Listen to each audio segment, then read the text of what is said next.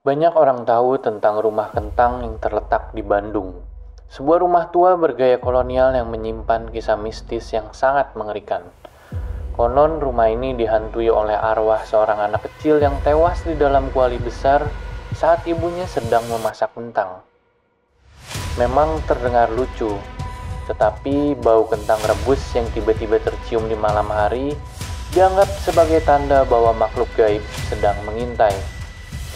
Namun, ada kisah lain yang jarang diceritakan tentang sosok perempuan yang lebih mengerikan dari sekedar bau kentang yang menghantui rumah ini. Dito, seorang pemuda skeptis yang hobinya eksplorasi horor, ngerasa tertantang nih buat ngebuktiin bahwa cerita serem tentang rumah kentang hanyalah mitos belaka. Berbekal sebuah kamera inframerah, pendeteksi EMF, dan spirit box, ia memasuki rumah itu seorang diri pada malam Jumat. Angin malam yang berhembus kencang membuat ranting pohon di sekitar rumah berderak menyerupai bisikan samar. Rumah itu besar dan menyeramkan. Dindingnya penuh dengan coretan aneh, beberapa di antaranya seperti mantra dalam bahasa Sunda kuno. Lantainya berdebu dengan pecahan kaca dan kayu lapuk berserakan di sana-sini. Langitnya tinggi dengan lampu gantung besar yang berayun pelan, meski nggak ada angin. Di tengah rumah, terdapat sebuah ruang tamu luas dengan sofa tua berwarna hijau kusam. Meja kayunya berdebu tebal dan di atasnya terdapat sebuah cermin besar yang sudah retak di beberapa bagian. Dari cermin itu, Dito ngerasa ada sesuatu yang sedang ngawasin. Tiba-tiba, suara langkah kaki terdengar dari lantai atas. Dito menyorotkan senter ke atas. Tangga kayu tua berderit di setiap langkahnya saat ia menaikinya. Lorong di lantai atas panjang dan gelap, dengan beberapa pintu di sisi kiri dan di sisi kanannya. Salah satu pintu sedikit terbuka. Dengan hati-hati, Dito mendorongnya.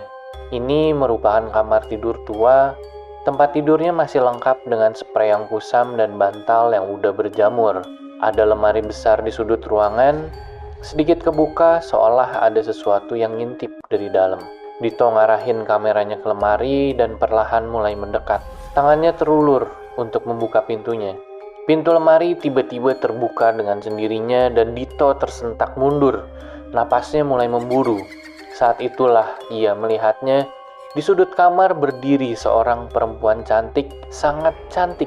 Kulitnya putih bersih, seperti porselen yang sangat halus. Rambutnya panjang berkilau, tergerai sempurna hingga ke pinggangnya.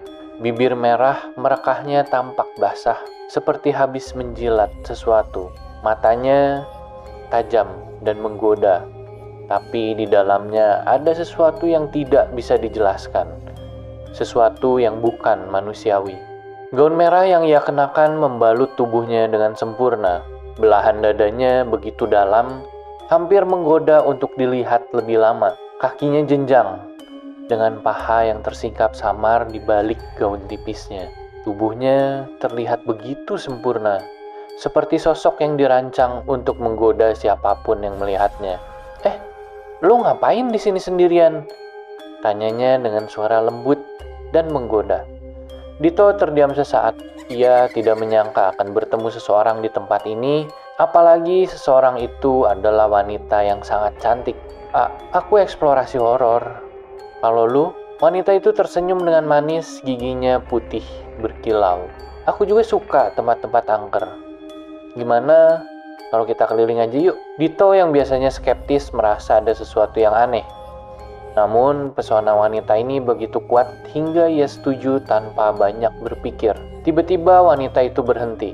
"Tuh, kamu dengar nggak suara itu?" bisiknya. Dito kebingungan. Gak ada suara apapun selain langkah kaki mereka.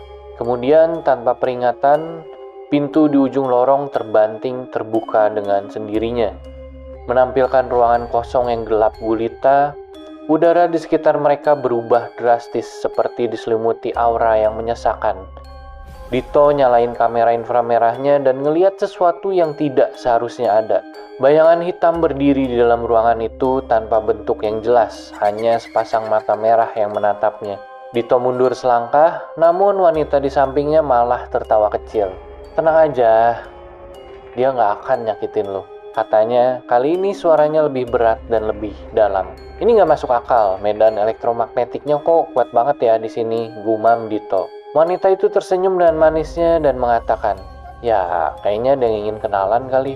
Tiba-tiba spirit box yang ia bawa berbunyi nyaring mengatakan, "Keluar." Suara itu terdengar jelas, kasar, dan penuh amarah. Dito ngerasa bulu kuduknya berdiri. "Lu denger itu nggak?" tanyanya. Wanita itu hanya tertawa kecil. "Tenang aja, nggak usah takut." Tiba-tiba lampu senter Dito mulai berkedip-kedip. Bayangan hitam melintas cepat di sudut ruangan. Suara pintu yang kebanting-banting keras membuat Dito langsung menoleh ke belakang. Nafasnya memburu, tapi wanita itu masih tersenyum manis seolah semua ini adalah hal yang sangat biasa. Saat mereka memasuki dapur, tiba-tiba ada aroma kentang yang mulai tercium, semakin kuat dan menusuk hidung. Panci besar di sudut ruangan tiba-tiba bergetar dengan sendirinya, seolah ada air yang sedang golak. Tutupnya mulai bergerak naik turun. Suara napas berat terdengar dari dalam panci. Dito menelan ludah dan perlahan mendekat. Tangannya terulur bersiap membuka tutup panci itu. Tiba-tiba tangan pucat dengan kuku panjang nyembul keluar dari dalam panci. Nyengkram tangan Dito dengan kuat. Ia ngejerit dan langsung narik mundur tangannya. Wanita itu hanya menatapnya dengan ekspresi datar dan masih tersenyum seolah menikmati ketakutan Dito. "Kita harus pergi dari sini," Dito berkata dengan suara gemetar. Wanita itu justru menatapnya dengan mata berbinar. "Kenapa? Bukannya ini yang lu cari?" Tiba-tiba sebuah piring melayang dan pecah di belakang Dito. Otomatis ia berbalik dan ngelihat sosok hitam merayap di dinding dengan mata merah membara. Nafasnya yang semakin memburu, tubuhnya mulai berkeringat dingin. "Lu gak takut?" tanyanya pada wanita itu. Wanita itu kini mendekat padanya, membelai pipinya dengan lembut. "Aku sudah terbiasa di sini." Dito merasakan hawa dingin menjalar ke tubuhnya. Pintu lemari tiba-tiba terbuka dengan kencang, dan di dalamnya terlihat kepala manusia dengan mata membelalak kosong. Dito panik dan mulai melangkah mundur.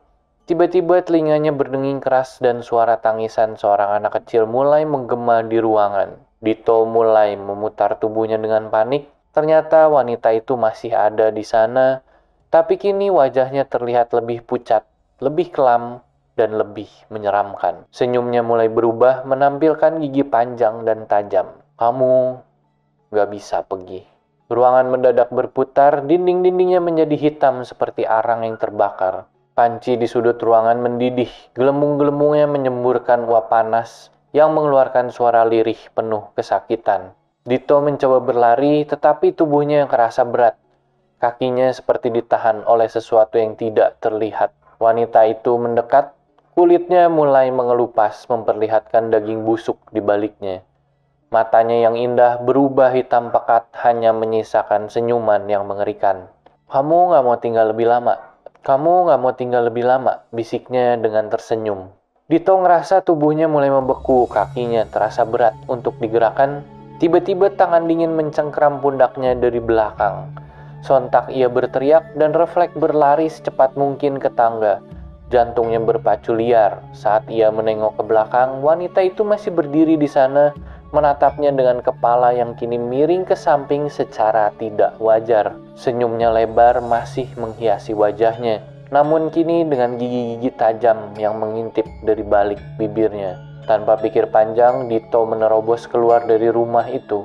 Nyaris tersandung di ambang pintu, namun tubuhnya kerasa sangat berat. Kakinya seperti ditahan oleh sesuatu, dan wanita itu mulai mendekat. "Kamu milikku sekarang." Tangan panjang dan kurusnya mencengkram Dito dengan erat.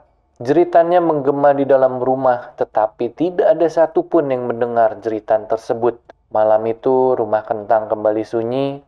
Hanya aroma kentang rebus yang menguap di udara, dan Dito tidak pernah ditemukan lagi. Beberapa hari setelah kejadian itu, seorang teman Dito mencoba mencarinya. Kamera yang dibawa Dito ditemukan dekat rumah itu dengan rekaman yang aneh.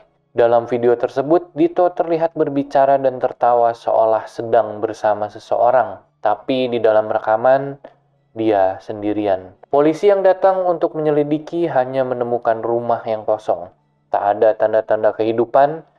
Namun di dalam salah satu ruangan mereka mencium aroma kentang rebus yang sangat menyengat. Sejak malam itu, setiap malam Jumat, Beberapa orang yang melewati rumah itu mengaku pernah mendengar suara pria berteriak minta tolong. Tetapi saat mereka mencoba untuk melihat ke dalam rumah, yang terlihat hanyalah bayangan seorang wanita bergaun merah yang sedang tersenyum manis.